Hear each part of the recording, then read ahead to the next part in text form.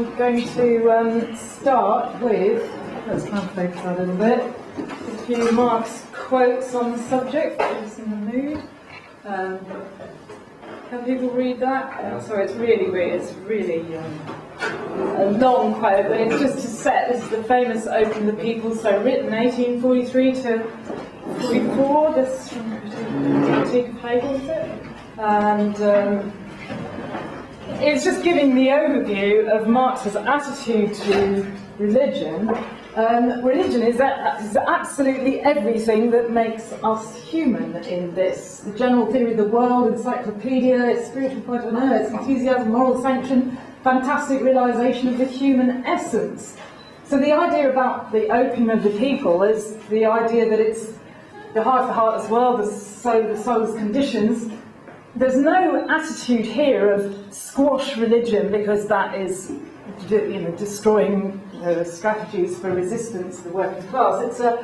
It's an idea that religion arises to enable people to get by in the horrible, crap, exploitative, and horrifying world that they're called on to live in. To call on them to give up their illusions about their conditions, to call them to give up a condition that requires illusions, that is the way round to put it, to fight the conditions producing the illusions, not to fight the illusions. And of course I'm contrasting this with being a Darwinian. I'm going to link the Darwinian arguments to Marxist arguments. I'm contrasting this with somebody like our friend Richard Dawkins, ultra-bourgeois liberal as he is, who of course just thinks you just stop people believing in things.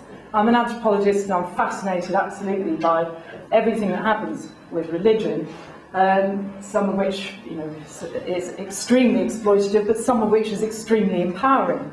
And Dawkins just says, squash it all. I challenge Dawkins on two levels. Not only that he's failing to meet that sort of vision that Marx has of religion from his young writings, but Dawkins himself has the very theory that we can use to try to understand where religion comes from and what it's doing. Religion belongs to every human society. It is peculiar when it isn't there. Our particular peculiar turbo-capitalist society is very unusual. And of course, religion keeps popping back at us. We can't get rid of it. That's because it fundamentally belongs to humanity. It is what separates us from the apes, other non-human primates. Okay, another quote from Capital this time, isn't it? Technology discloses man's mode of dealing with nature, so he's talking about technology and modes of subsistence, laying bare the mode of formation of his social relations, of the mental conceptions that flow from them. Every history of religion, even that fails to take account of this material basis, is uncritical. It is, in reality, much easier to discover by analysis the earthly core of the misty creations of religion. And conversely, it is to develop from the actual relations of life the corresponding celestialized forms of those relations. The latter method is the only materialistic, therefore the only scientific one. That is what I want to follow, but it's from understanding the actual modes of production, producing those relations of production, the social conditions, that we can draw and develop models predicting, well, what do the first gods look like? What does religion in its origin look like? And then, if we've got that starting point, we've got some chance to understand, well, where are the directions it takes, where does it go to? That's the materialist method, and the theory that we need to use for that will be Darwinian. I'm sorry some of that may be a little small for you to read, but I'll just jump down a few of those very quickly.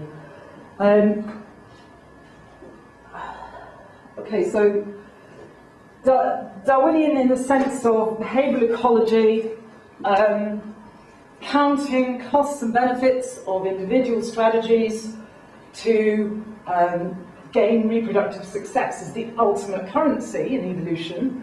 If we're going to try and understand the origin of evolution of religion, we've got to come from outside culture, using evolutionary theory to understand evolutionary strategies, and arrive at something that can produce what is effectively religion or ritual behaviour, as I understand it. Dawkins is right down the bottom there, as the bottom of the class, because, well, I've divided these approaches, these Darwinian approaches, are between those who consider religion in terms of an adaptive strategy, as something that's strategic that may be producing reproductive success. Those who see religion arising in the first place as a kind of byproduct, a spandrel idea, that it arises in the first place basically from the ways our minds work, kind of misfiring in the world, producing all kinds of odd entities that then get kind of colonized and used to do things that might have adaptive consequences. And then the Dawkinsite view of maladaptation, it's just completely a parasite that colonizes us because our minds are evolved to soak up, particularly young and tender age, to soak up all the possibilities out there, and we're readily colonized and parasitized by these viral entities out there. I do not regard this as at all a serious idea, and can say why straight away. If my main view is this guy Sosis, who takes the costly signal approach, and I'm going to develop that. Religion is such a costly type of behaviour in almost all its forms. If this were true, that all religion was a kind of parasite that did absolutely no good and never did any good to humans, why haven't the human cultures around the world that developed a resistance to that, a successful resistance to that parasite, been the ones that have been the most successful in terms of reproduction? Because that's the way that you would, if there's a parasite and an evolution of a parasite, then you expect a host to develop a resistance to that. So I'm going to leave Dawkins out of it.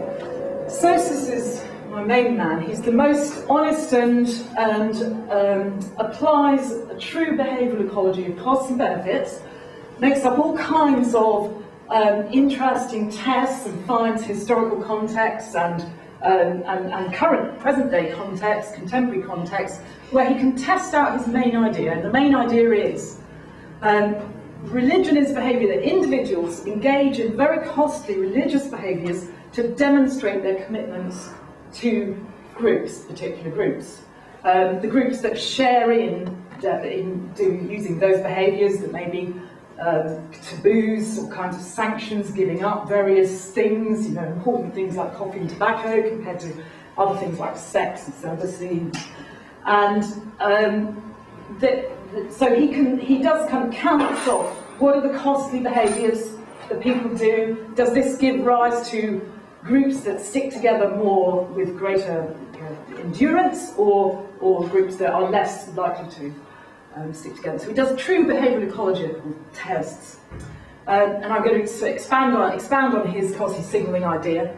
Dunbar is an old teacher of mine, somebody that I have a lot of respect for. He has a lot of interesting ideas. He looks at religion also as adaptation and as a way to guard fundamentally against free riders. It's the same idea as Sosis, guarding against free riding, social defection, commitment to groups. But Dunbar endlessly sort of complexifies the idea with the levels of intentionality. Levels of intentionality in terms of attribution of mental states. So if I know that Jack is thinking something, or John is thinking something, then that's a theory of I have an idea of what's in the mind of John. He has a different view of the world from my perspective on the world. That is called theory of mind, 2 levels of intentionality. Dunbar's argument is that to achieve theological complexity, to have an understanding of God, you need to build up 5 levels of intentionality. Similarly, to be have a Shakespearean ability to produce drama, you require 5 levels of intentionality. This is the maximum that humans are capable of, and sort of the pinnacle of our evolutionary capacity.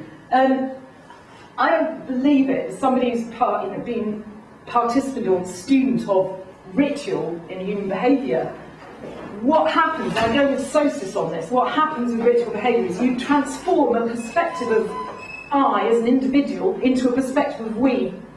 We belong, we are believed, we are part of this, we exist, essentially is what ritual is doing.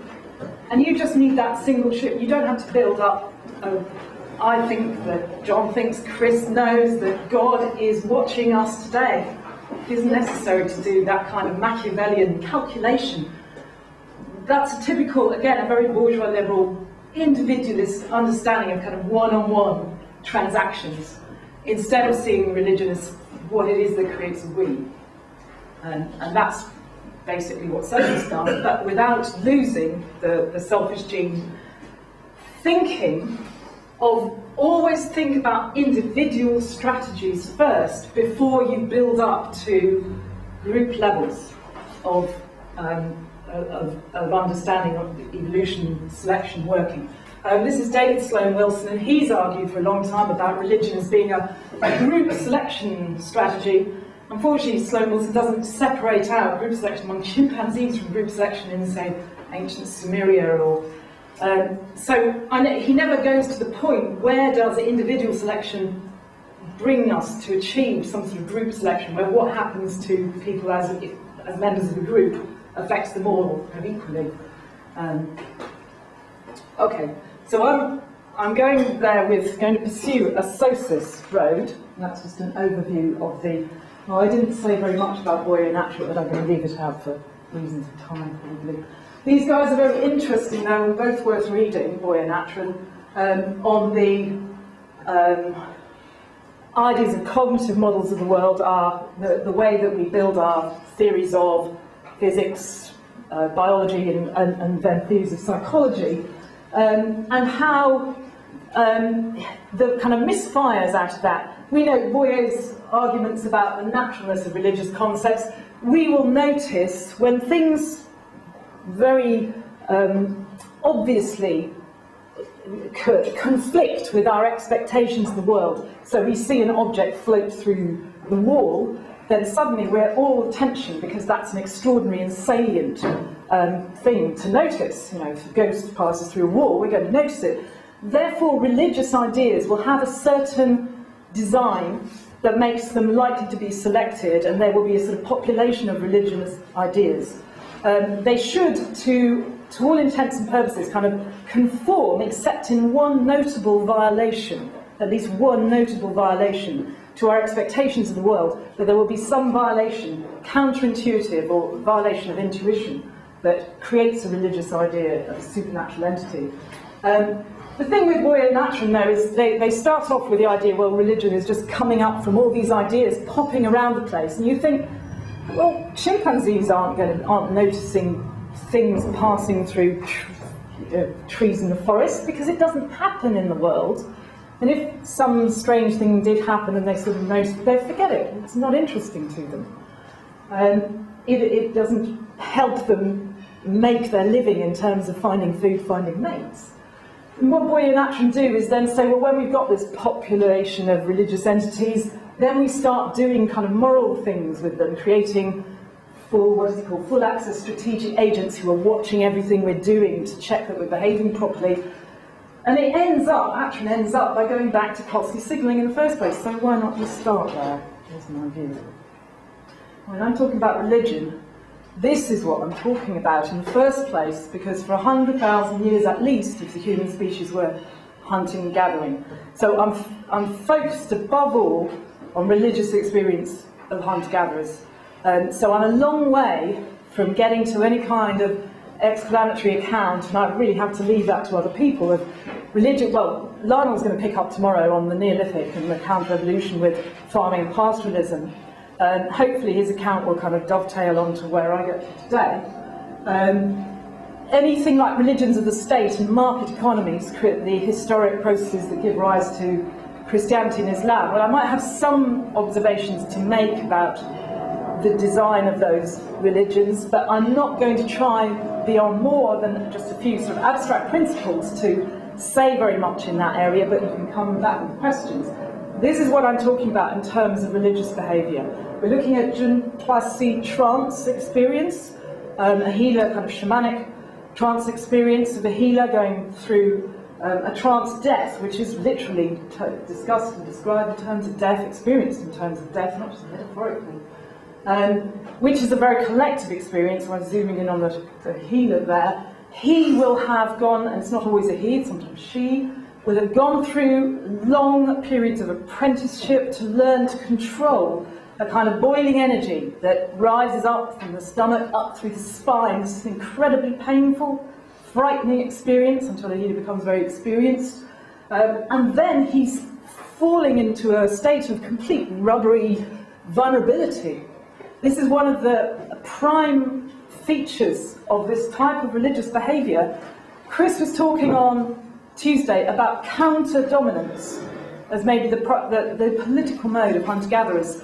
This is like an ultimate signal of counter-dominance. This guy's got as much prestige as anyone in his society, and he is exposing himself with the ultimate vulnerability to all the others and requires the help of all the others around him, that he comes through that experience and they come through it with him.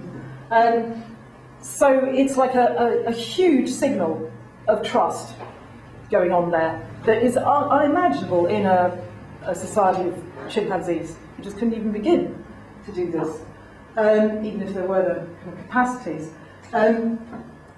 So, and in addition to that, costliness, the sheer fear and the pain and emotion.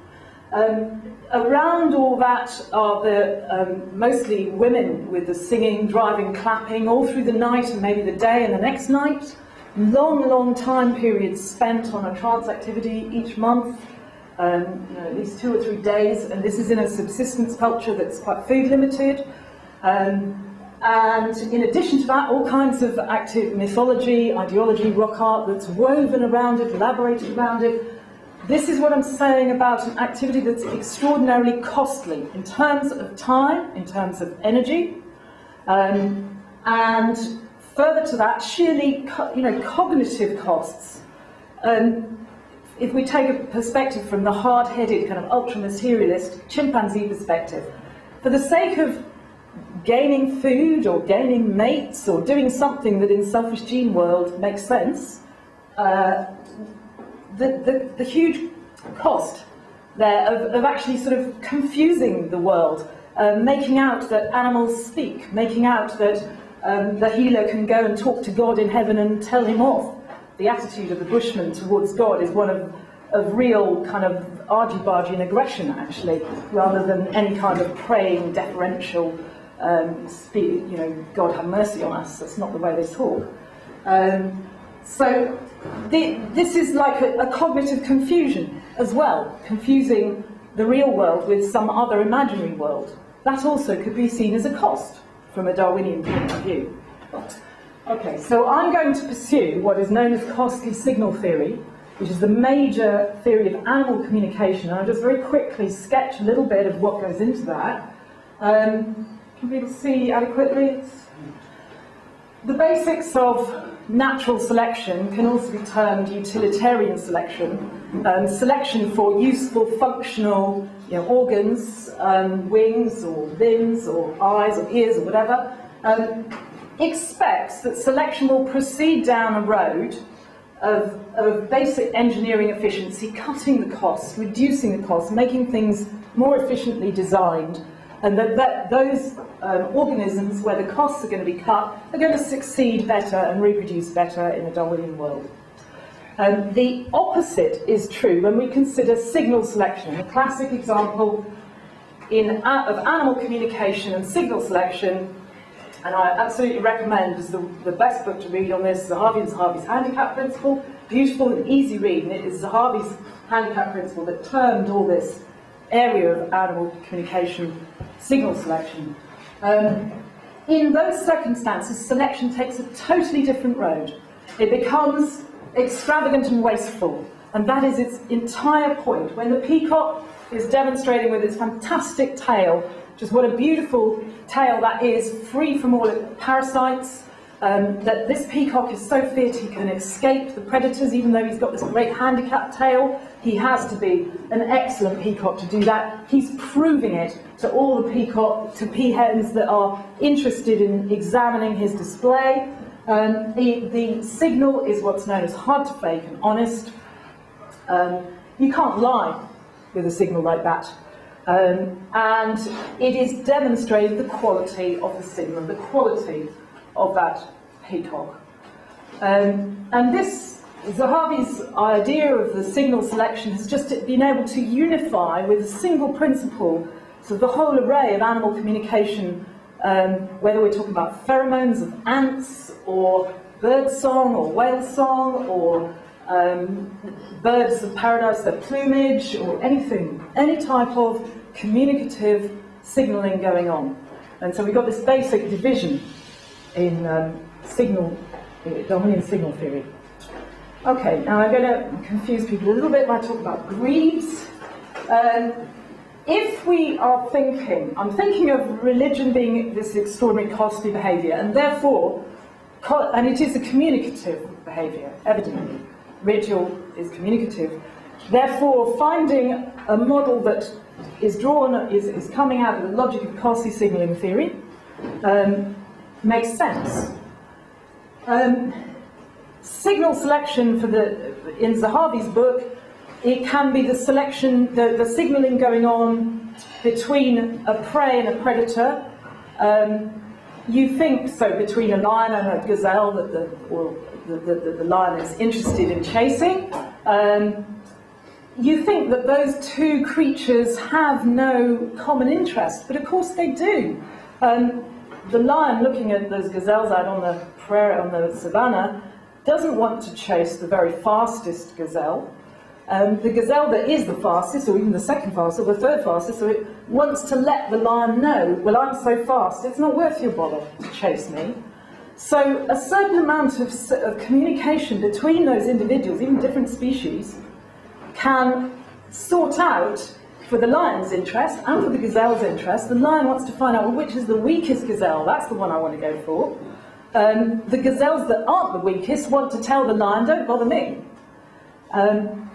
Okay, so we can have signalling set up between different species, or between young and parent and young. The area that I think is going to be the most interesting for the sake of human evolution, of sophisticated signalling systems such as ritual, is going to be between the sexes, sexual selection specifically, the signalling that arises between the sexes.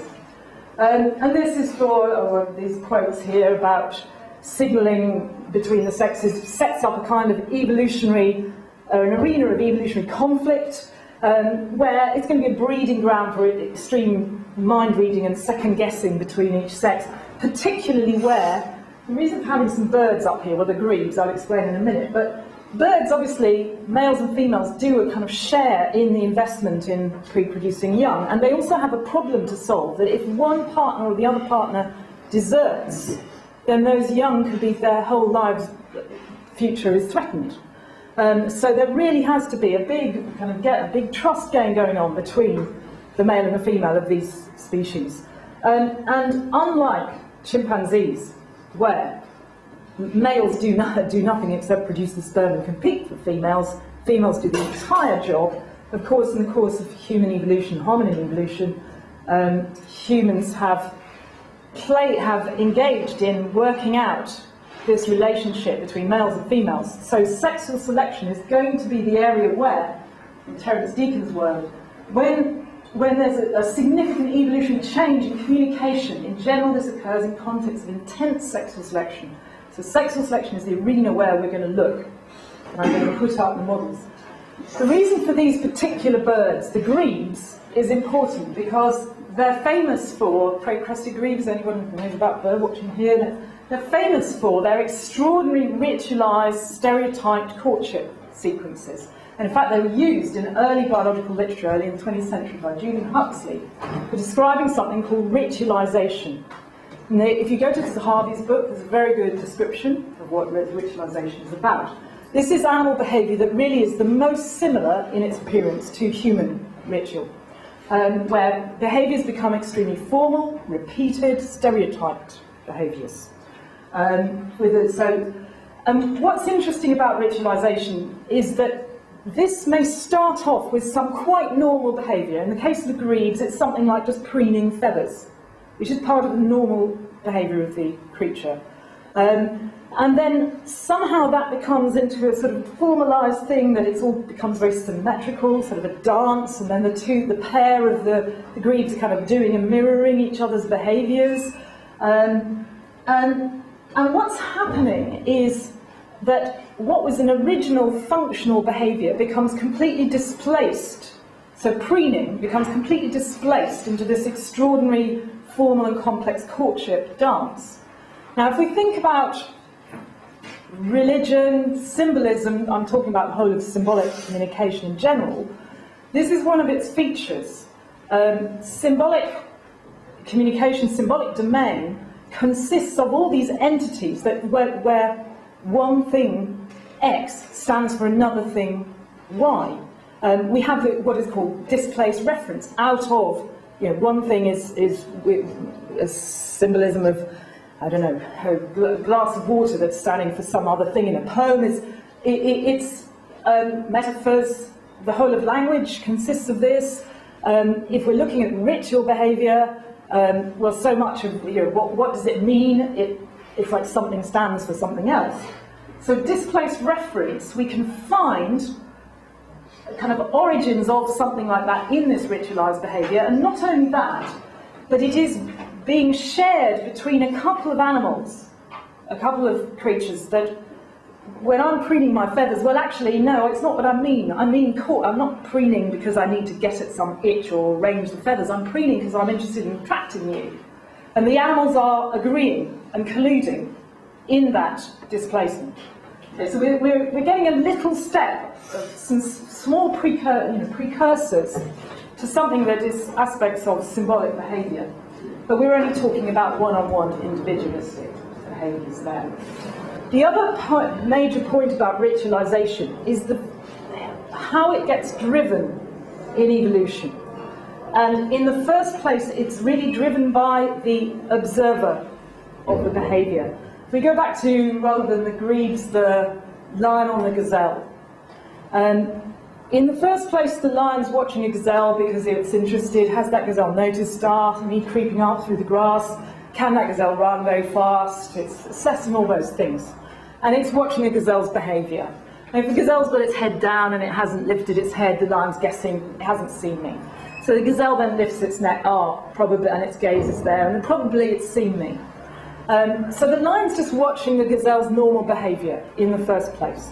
But then the gazelle's starting to figure out, and this is like the counter-evolution, gazelle's starting to figure out, hang on a minute, if I really make sure that that lion notices that I've seen it, then I'll do something like this. I'll go, oh, So really, really show to the lion, I've really spotted you, so don't bother me.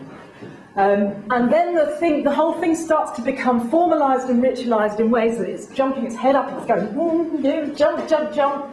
I don't want to run away from you because I can jump up and down 5 times and turn a somersault, and you don't need to bother chasing me because I'm far too quick.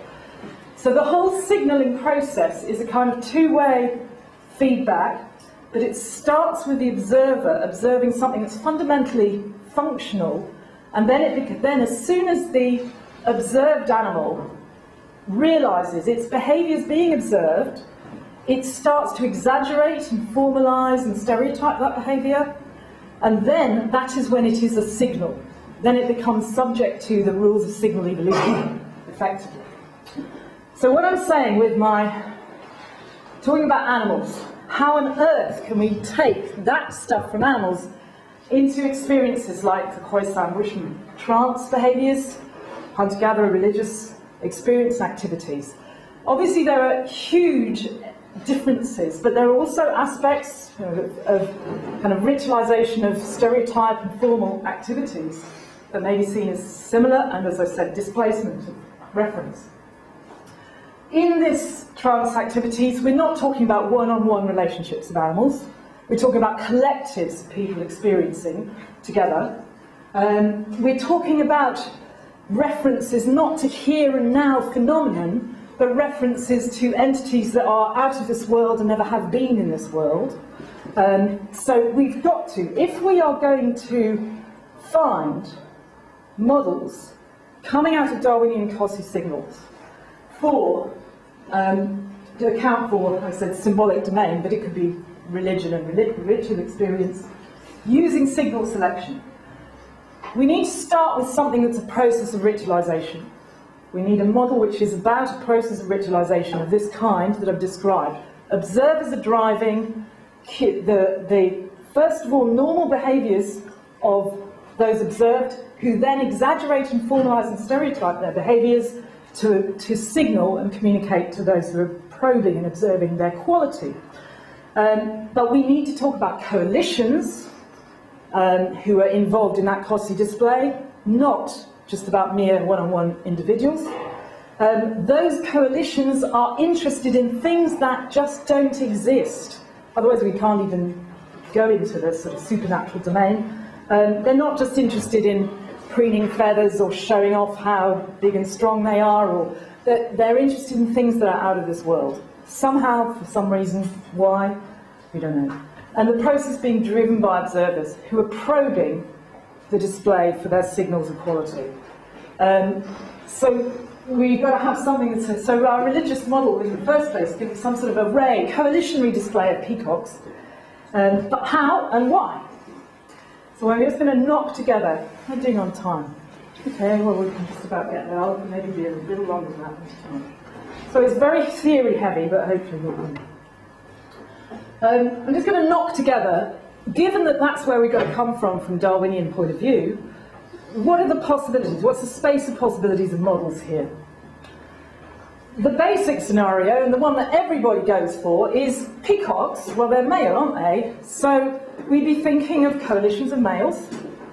And those males' coalitions will be showing off their quality to bunches of females who are assessing, yeah, well, how good are they then? And they would have rival groups of other male coalitions to contest with. And that's the kind of scenario that nearly everybody will think of. It's obviously, I mean, we're seeing, plenty of it in action here from the Surma groups here. So, okay, let's run with that. The alternative would be this, would be female coalitions showing off their quality. And this is like the obverse of the coin, of the sexual selection coin. Now, animal sexual selection rarely, occasionally, exceptionally, does produce this logic of female display to males, but it's rare, and you have to sort of justify and explain why it happens when it does. Female coalitions showing off their quality to the males who are the probers, the drivers of the process, against rival females. Okay. So let's just take a little look at the idea of the male coalitions. I'm not going to talk too much on those. This is just a bunch of people who've argued about particularly origins of language, origins of symbolism, culture. Jeff Miller is an author you might have heard of. He's always very interesting to read, but he makes this argument. Culture is basically males showing off their sexual creativity and so forth. Yeah, but what's wrong with a male coalition model, and can we get to religious symbolism or any kind of symbolism with it? You imagine a bunch of Homo erectus with their hand axes, say, and they're showing off that we're a fantastic coalition. They're doing dances with their hand axes and beautiful symmetrical hand axes, all very lovely, and the females could be really impressed. That bunch of Homo erectus could be the ones who are going to provision us, support us, protect us, fine. The only trouble is, though, where and why is anything that's symbolic, that's kind of a token, that this can a male hominin pick up a pebble and pretend, well, that's my hand axe? Will a token do? It won't. Can he, his brother hasn't turned up yet, so can he put a stick in the ground and say, oh, that's my brother, he's going to come in half an hour, he's just late? That's not going to impress either the females out there. Well, even if the females thought, oh, that's a clever idea, the other bunch of males are going to think, right, that's weakness, and we'll muscle in on that. They're not going to be impressed by tokenism, basically, when what's on offer is, the morale and sort of moral fibre and an ability to fight of a bunch of males.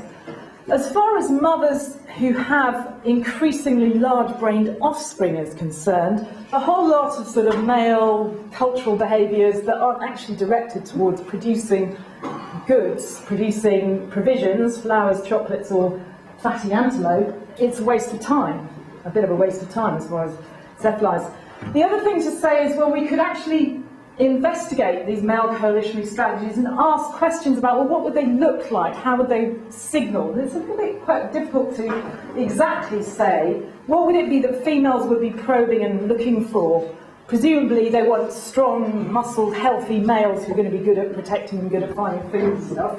It's possible that the males might want to sort of cut themselves and show off how tough and hard they are by bleeding a bit.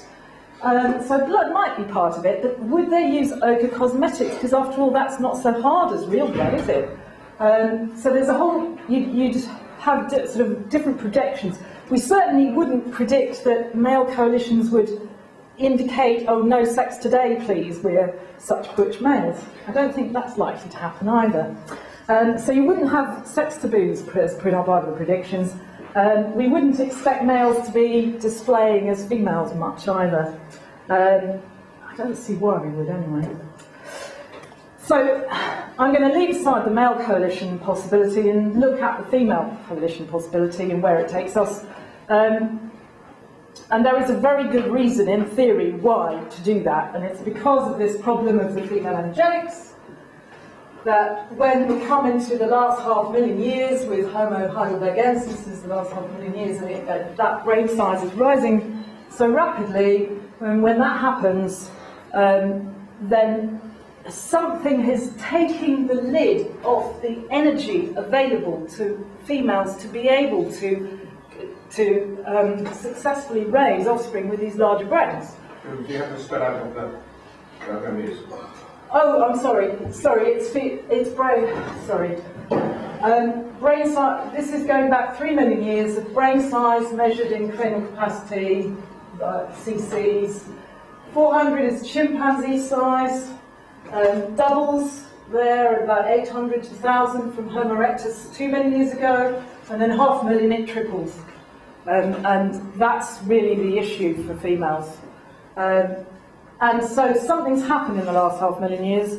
They're getting extra energy from somewhere, and the best guess is that it's cooking is part of it, but male activities and help and support is another part of it. Now, in sexual selection theory, the more that one partner invests in another partner to raise offspring, the more choosy should they be about which partner they invest in. Now, usually in sexual selection theory, that is females being choosy about males who females invest a huge amount. So they've got, and they're putting, particularly female mammals, of course, with primates, they invest a huge amount. So they should be extremely choosy about which particular male do they want to father their offspring. And of course, that still remains the case with humans, that females are investing a huge amount and they're incredibly choosy about which particular partner.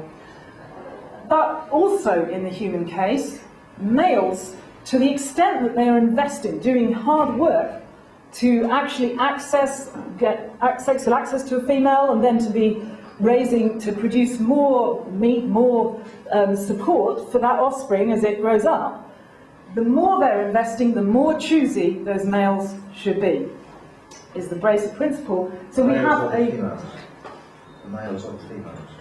Both ways. Oh, right. We always expect females to be choosy about males. That's just standard anyway.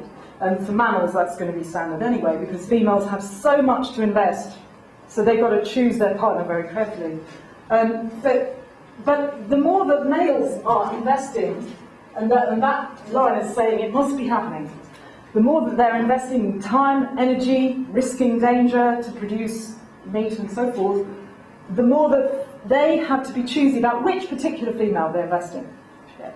Males can very easily just mate a female and kind of run off and do nothing else about it.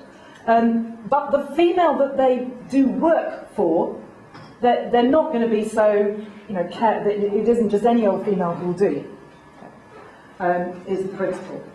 Okay. Then the question is, well, which females are males going to choose? And the obvious Darwinian answer to that is, well, first of all, find a fertile female who can have nice, healthy babies is a good plan.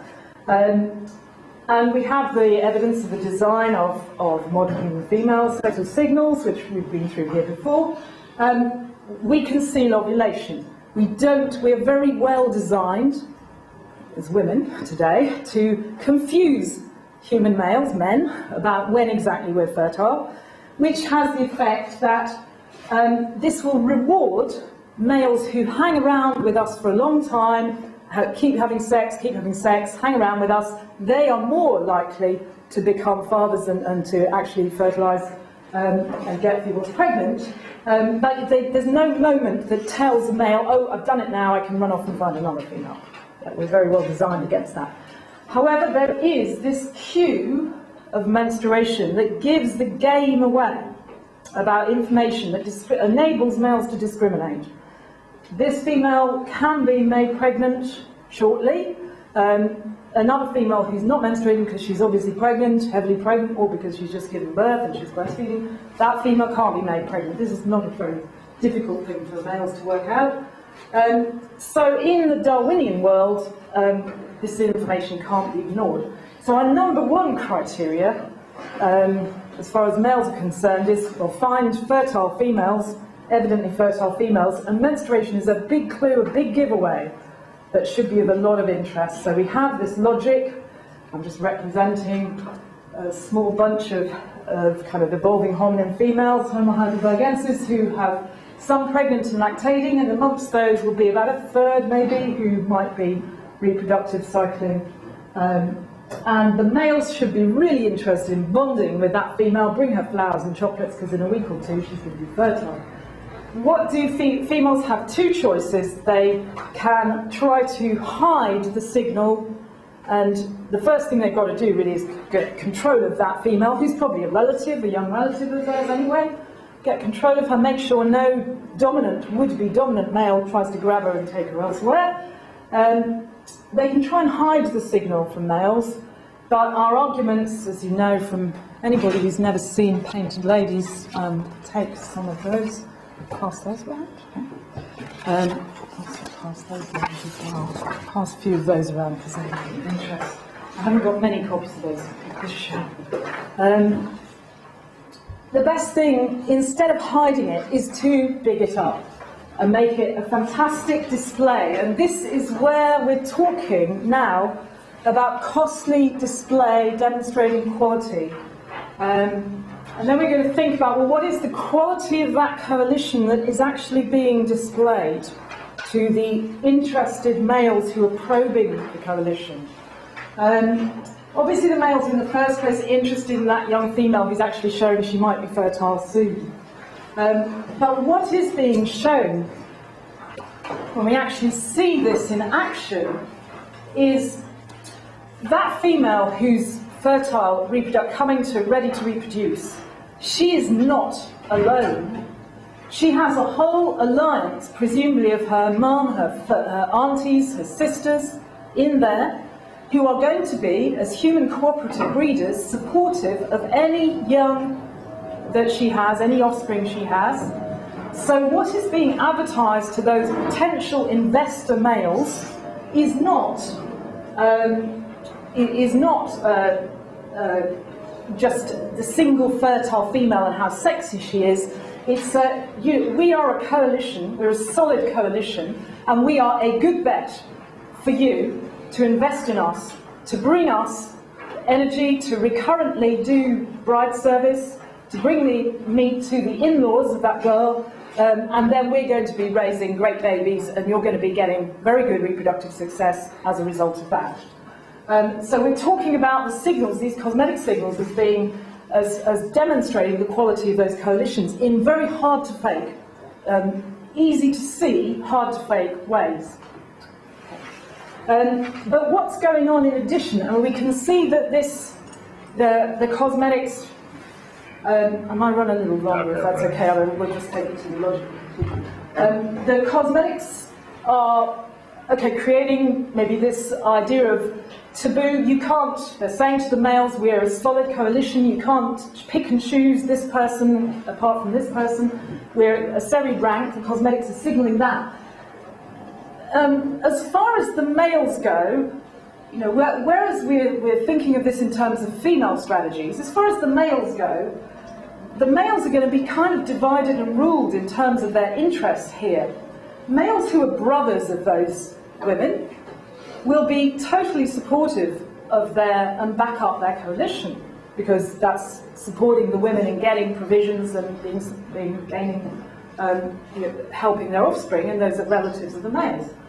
Males who are potential mates of those women, a dominant male may try to fight his way through and try and grab, yeah, I can tell you're really pregnant, but this one isn't pregnant, I can really try and grab her and take her off.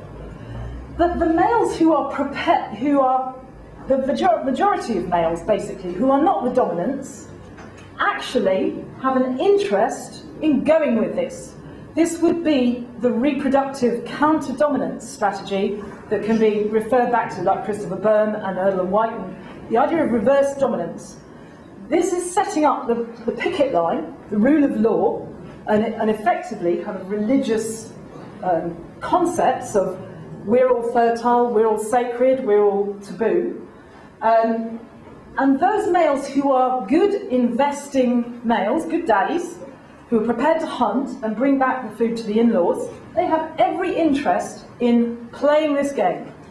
It is only the males who are the dominants who think they might do better by targeting this menstrual female, grab her, fertilise her, right, now I'm going to find the next one. And that's going to be a minority of males. And what do women do in resistance to that strategy, in resistance to dominant philanderers, is produce a set of signals that we've talked about as the wrong sex, wrong species signalling, whereas a female chimp is using big estrous signals to attract the best male, which means the most dominant male, the male that can fight all the other males off at that time, at precisely the right moment when her estrous swelling is the most big, the most juicy. She's saying, I'm the right species, the right sex, the right time. What human females do is say, we're not even humans, we're the wrong species, we're actually animals and we're dancing as animals. We're not even the right sex, we're males, and it's the wrong time and we're menstruating, so we can't possibly be fertile right now. We will be soon, but not yet. So we're looking at their eland bull dance, and I'll just give some actual examples of what the gods look like. We have a whole array of predictions. I just put out that little sheet which has much more elaborate predictions. Anybody who's well interested in looking at the whole array. This is a testable model. It's a testable theory. It's used purely Darwinian theory to set it up. It tries to make testable predictions that are running across a whole different array of fields of data. Main predictions in archaeology concern cosmetics, that should be the earliest finds of symbolic behaviour. The earliest attributes of religious ritual will be about this red cosmetics. Predictions in paleontology, which concern the brain size, the expansion of brain size. The window when this strategy must emerge has got to be sometime in that phase of brain expansion.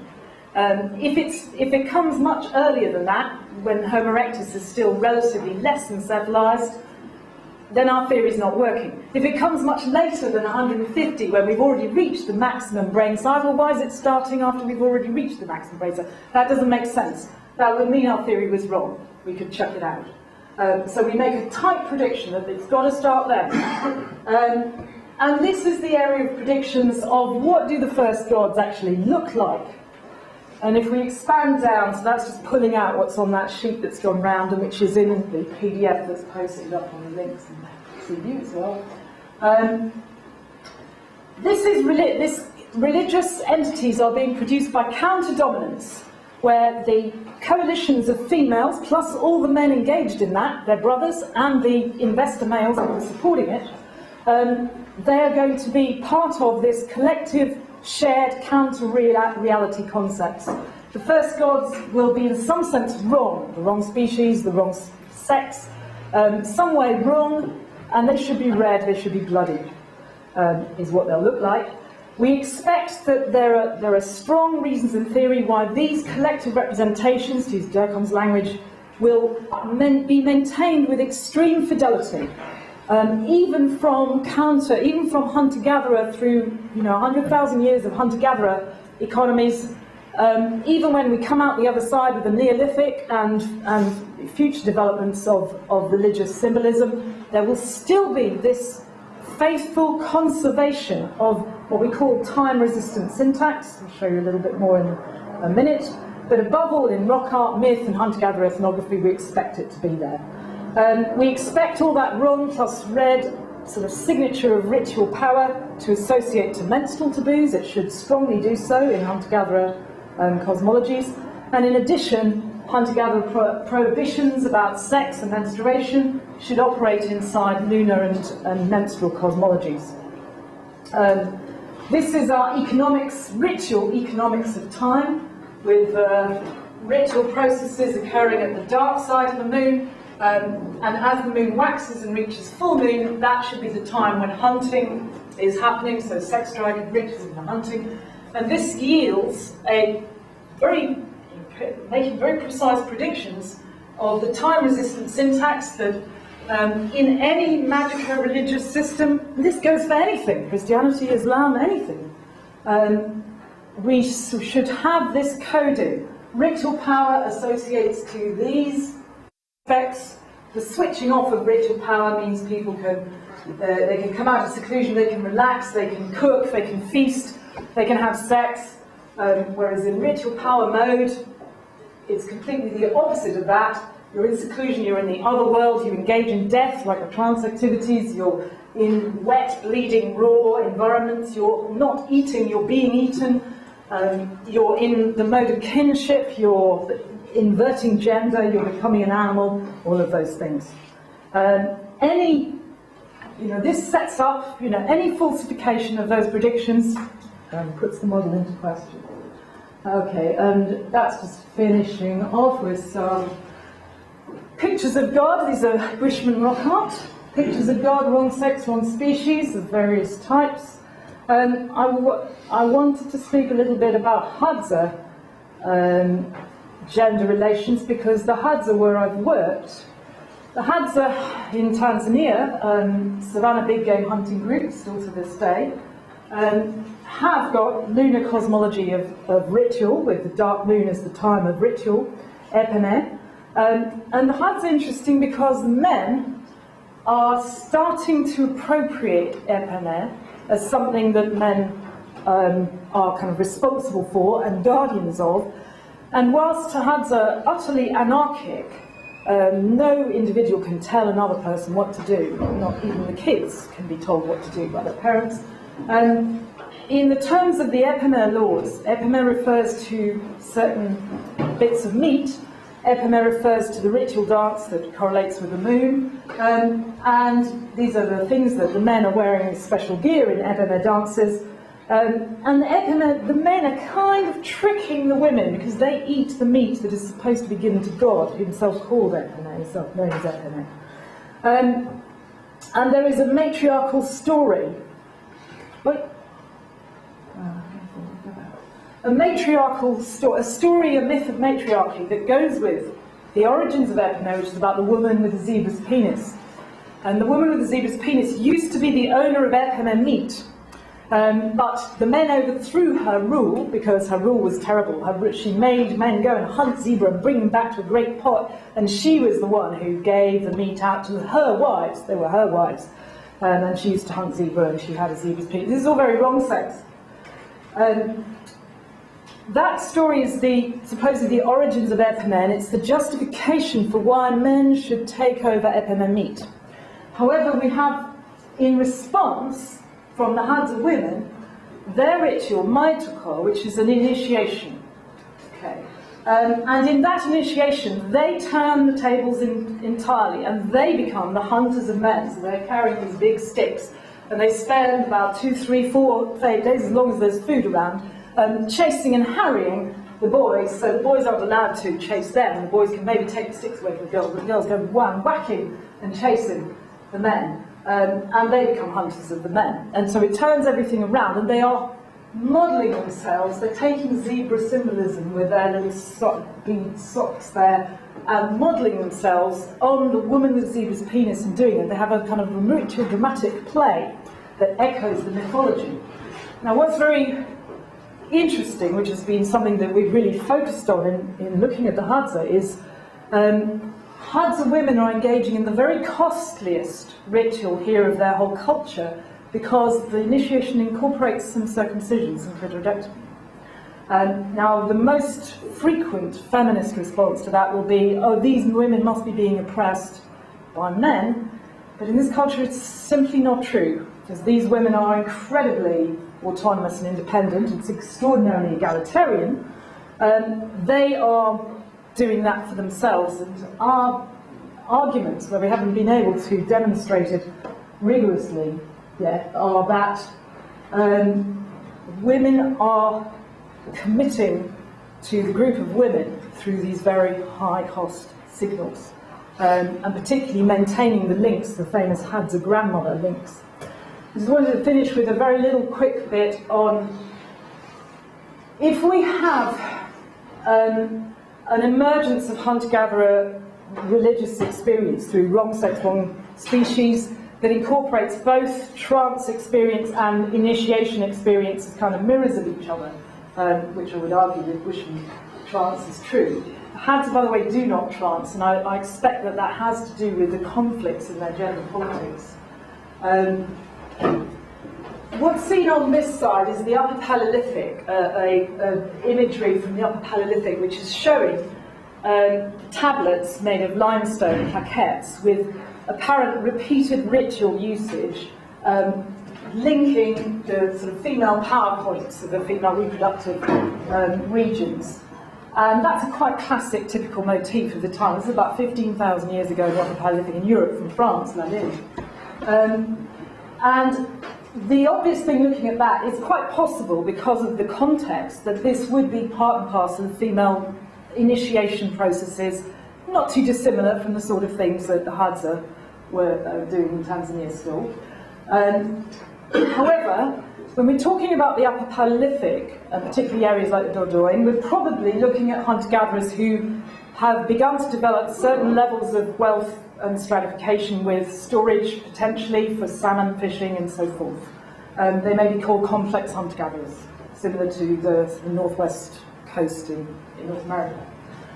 In which case, the predictions of the model would be that where conditions allow that kind of distortion of egalitarianism, that there may be certain individuals who may be able to garner greater wealth and therefore greater reproductive access, we may begin to see this imagery can be associated to male initiation, male appropriation.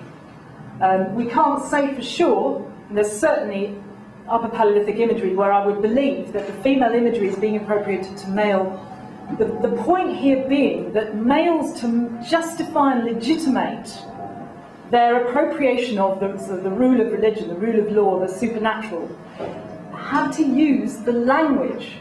They need the wrong sex to add to themselves to create what we've called the gender of power, the ritual gender of power. They can represent the totality by claiming to have part of themselves as if they are female. They are the ones that reproduce as females as well. And in the actual, this is a very grainy image of, within recent memory, rituals from Aranda country in Western Australia, where sub-incision processes are happening, where males are performing the most excruciatingly painful. Don't give us the details. Yeah, you're not supposed to see. It is extremely secret, and my only justification, it's kind of a counter-legitimacy justification for talking about it, is that those guys say themselves quite openly, we stole all this business from women. They've taken over the blood ritual and the hugely costly signals, with a mythology that establishes that these signals were handed down to them by the ancestresses, who were the original menstruants, ritual synchronized menstruants. So we have kind of these possible paths. We're looking at hunter-gatherer motifs where we've already got possible paths for appropriation of those religious signals to those who will become exploitative or oppressive. Here, the environment around a country is so bleak that populations have to be very spread around. There are no large game animals that men can hunt anymore, and therefore women are being really exploited to do most of the gathering of foodstuffs. Men can start to acquire or try through the Aboriginal gerontocracies. The old men can start to sort of play Machiavellian strategies for acquiring more wives who can feed them, and so forth. So we're still, even before we talk about the Neolithic with Arnold tomorrow, you're already looking at strategies where religious symbolism is becoming oppressive and potentially exploitative. But that is it is no way can it have begun. I'll leave that. I'm going to start talking about that now, though there's some interesting things to say about sources. There's no way religion can have begun in an exploitative environment. Our kind of immediate original image of religion must be that trance experience, with counter-dominance being the thing that's being signalled above all. The trust is absolute before the collective can envision these supernatural and share the vision of the supernatural. Let's stop there for now.